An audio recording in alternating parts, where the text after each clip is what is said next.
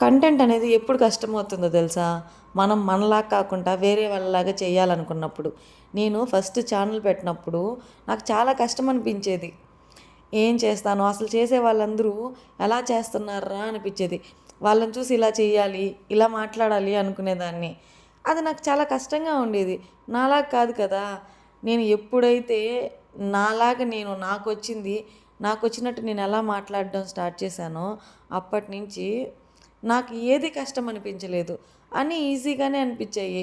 ఇంతేనా అనిపించింది ఒక్కొక్కసారి అయితే. అంటే మనకు తెలిసింది మనం చేస్తున్నాం కాబట్టి మనకేం అంత ప్రాబ్లమ్ అనిపించదు. ఎప్పుడైనా సరే పక్కన వాళ్ళని కాపీ కొట్టాలంటే ప్రతీదీ కష్టమైపోతది.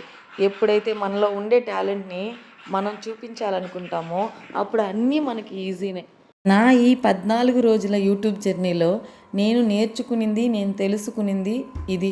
ఇది తెలుసుకుంటే మాత్రం సక్సెస్ అవుతాం.